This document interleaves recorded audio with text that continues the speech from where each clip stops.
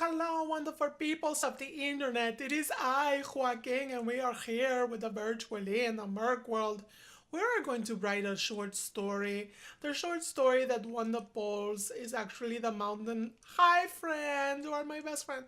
Our Mountain Goat Chronicles won, and I am so excited for you to hear the story. Actually, I was kind of disappointed at the stories, but you will see in a second. Let us write the Mountain Goat Cro- Cro- I am not spelling Chronicles. Alfonso McLaughlin biography. He is not really a goat. You silly. Oh, this is good. All right, so I am going to do the shut upping now so that you can learn his story, and you will see the mini video story of his background. I am so excited for you to learn this. The Mountain Goat Chronicles. Before the apocalypse, on an island off the coast of Millennia called Rontas, on the highest cliff in the mightiest village, lived a group of people known in the old world as the Regalia. They were of particular interest to a secret governmental group called the CDC. The scientists at the CDC were fascinated by the fact that the Regalia were self-sustained, healthy, and relatively wealthy all on their own. But why? And how? These answers were their assignment. As environmentalists, sociologists, and biologists, they needed to acquire this information. Alfonso McLaughlin was the CDC's top botanist. He and a few of his peers in the other departments of the CDC went undercover. They pretended to be stranded on the Rantas Island because of a boat incident and became wildly integrated with the Regalia way of life. They spent 5 years with them before the apocalypse took place. Alfonso, however, was granted favor amongst Regalia leader, and after years of being one of them, he was finally let in on their little secret of success. But before I tell you the Regalia secret, let me tell you about the years leading up to this acceptance. Most of Alfonso's time was spent with a particular Regalia citizen he called a botanical goddess. She taught him about every plant specimen on their island. They were different, pure, and over the years he learned their uses. He in turn would teach her about all the plants of the mainlands that they were not as familiar with. This exchange developed into more than just a mutual respect for one another's botanical wisdom. Their regard for each other turned into something more, and that something more slowly crept into their hearts. The Regalia did not believe in marriage per se. They indeed believed in monogamy. It's just that there were no formal or public records to prove such unions. Instead, couples came together in a much more ritualistic way. A dance by the fire, a gift for the glow tree, a promise to cherish and honor and respect, and the little-known knowledge that Regalia only married Regalia. Outsiders were not allowed in their sacred way of life.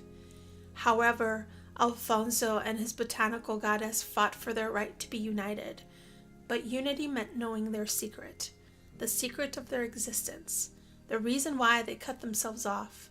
The understanding of their success was simply put, alien life. They themselves were not aliens, no, but they served them. They sustained them, and in return the aliens protected them. Their knowledge of these special plants were to be used as a viral concoction to help destroy the world. The aliens planned on annihilating the world save for Renata and their inhabitants. Because of their service to them, they would be spared if they kept their secret. Alfonso's conundrum: join forces because of his feelings for his beloved, or sever ties and warn the CDC. He did the most selfless thing he could: flee, warn, tell. He swam for it. It took him weeks. He almost died. When he faced the CDC's committee, he realized they already knew about the aliens. They were conducting secret experiments on some captured ones and on a janky-looking alien root that seemed to be alive. They were trying to stop the Regatta and the aliens from their greed and power. They felt humanity had gone astray.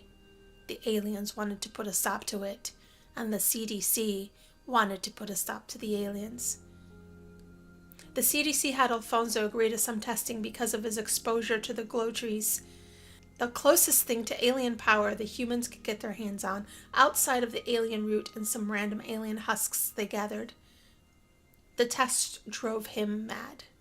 However, they came back negative for source power, and they let him go. Alfonso quit his job and fled to the forest. He took residence in the deep woods where he planted a few of the regalia herbs and cared for them explicitly. The deep woods was not harmed by the disaster that came not that long after. The alien leaders agreed that they needed one place of sanctuary outside of the Regatta, and that place would be Granite Falls, now known as the Sanctuary. Little did they know Alfonso's new home was the very place they protected. His botanical goddess is still missing, he thinks. He thinks of her often with sadness. How could someone he loved agree to destroy the world with no regard? It would be difficult to open his heart again, and thus he enjoyed the solitude of his sanctuary, a sanctuary that was disrupted a few months ago with a new friend. More of her story later. For now, know this. My newest theory lies in the cliff dwellers. They seem to have similar ritualistic patterns and cultural likeness to that of the regalia of the Renata Islands. Could these dwellers be kin to them? I hope to find out. Well, my loveliers, I am kind of disappointed with his story. I was really hoping to hear that he used to be a stripper in the Before the Apocalypse, but that is not the case here, so, we are learning much. Virtually throw that away. And eat yourself some porridge. And what is this? Mountain Goat Chronicles are in here. Let us play with the frogs. Let us do the breedings because we have to do the monies. What is today? The Thursday? Do you know what I'm wanting her to do? This was a suggestion in my situation down below where they were like, you should learn how to do the potion to turn the vampires into the normal peoples. So I'm going to try to find the dome. Oh, she did the eating. Now I'm going to have her research the vampires because she's going to find an anecdote to turn them into humans. So please let me know in the situation down below what you think of Alfonso's story. Was it not interesting? How he had some not direct impact to the apocalypse, but he sure knew what was going on and he tried to do the right thing. But everything went kaput. Hello there, to Bluefy. Bluefy is always the readinest. Oh, then come here. Do the vampire secrets here. Or there. I don't care. Where'd you go? Oh, there are so many peoples in the libraries today. Let me bring down the walls. How are you loveliers doing? It is most interesting. Let us talk about, discovered vampire secrets. Virtualee is delving deep into the researching vampires. There seems to be a lot of knowledge she could unlock if she continues to research. That is good. I want her to know the things so that she can cure some vampires. I just need her to get rid of them. They're so annoying to us. Ay, Dios mío, purísima. Alright, so the ball for the next week is as follows. Is this a juicer with a sip? Oh my goodness, she is so quickly. The Von Flavius Vampire Emporium while searching for vampires. She can now purchase Encyclopedia Vampirica Volume 1 on the computer under Vampire Secrets. Yeah, let's order it. Purchase the first tome. Just the one. I need her to learn these things. Now read it. Read it, my lovelier. And then we will have you do the Peepee's Bush, and then we will have you go to the sleepy time. This vampire does not die. This vampire she is Facebooking. She's Facebooking while she is in the torture room, and everybody's just walking by like they never know minds. I don't know what's happening here. But that is okay. We shall learn how to dispose of them soon. Hopefully, we can turn them into humans, which is what the suggestion in the situation down below has asked us to do, which I believe that came from Sven, my friend. He is so smart too. Oh, wonderful times at the murkiest Murkland. Virtually is about to get pretty murky soon, and we're just going to wait for her to get murky before we use the deodorant cream. And we're going to have her put her needs up and learn about the vampire so she can do the concoctions. And we're going to do some very much fun. Yes. Oh, you know what we have forgotten to do? We have forgotten to purchase these. We have to do this every day. Just hire somebody, everybody's. Oh my goodness, this is going to be a good one. Now let's look at my list of book titles. This is going to be the poll for today. Virtually read that low-level vampires can be trained by higher-level ones. Well, everybody knows that. You did not have to read this in a book. I could have told her that, and we have spent 75 simoleons on doodle hickeys. All right. Do you want to learn? Oh, more. Plasma virtually discovered that there is an alternative method for vampires to satisfy their thirst. Yes, that is fine. So we can learn about Hot Pocket's backstory. That is the first choice. We can talk about what the Freegan, a vegan's tale. We can learn about the Freegans. Stories. It depends on that one because there's a lot of Freegans. So if that one wins, I will pick one or two to do the backstory for. Or do you want to get to know Mad Mud's backstory? So your choices are: do you want to learn about Hot Pocket's backstory? Do you want to know about the Freegan's backstory or about Mad Mud's backstory for the next little video story? This passage says that enough garlic spread around the house can prevent a vampire from biting seams. Oh, we should put some garlics in here. Let us do so. Let us find the garlics. All right, I think we did good. Discover plasma pack creation.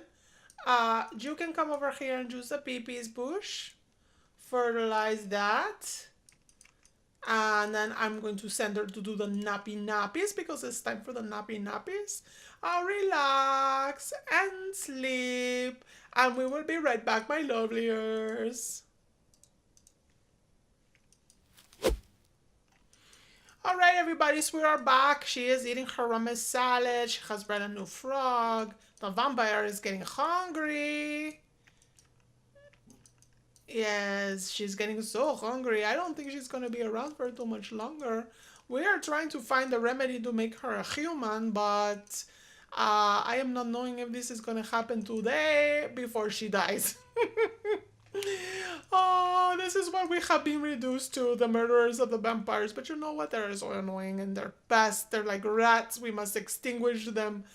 We have learned so many things today. We are doing the volume 1 of the Vampire Tome. She is also learning about the Alfonso story. So many things that she has been learning. Oh, look at her. She's so hungry. This is so good. This is so good. Okay. So what I'm going to do is I'm going to get her needs up just a little bit, and then you guys are going to tell me in the polls who you want to hear from next. We did some good work. We know a little bit more about Alfonso's story, so maybe we can give him another chance when it comes to learning, when it comes to dating him for the second time. I think we can do this. Vampire Secrets, order another. Okay, we should continue the research. Come here and search for more information so you can unlock the next volume. That would be a good thing. And this person might die. And we might laugh hysterically when she does because she deserves it. I don't like that scene. It's horrible. Everything is horrible. But you know what is not horrible? You, my beautiful buttercups. You are not horrible. You're the most wonderfulest. I am so grateful that you have stuck around so long to hear all these lovely stories that are going to be happening on the channel. So Without further ado, I will bid my adieu. I don't know what I was saying right there. Oh, friggin', don't take my computer, dude. Friggin', what the friggin'? We're learning the vampire secrets, friggin'. Just put him out. He likes you. He will let you. He will let you use the computer. Hello, friggin'. Thank you very much, my lovelier dude without the shoes. You have the biggest feet. Do you know what they say about men with big feet? They have big appetites. Until the next video, my lovelier buttercups. Toodaloo.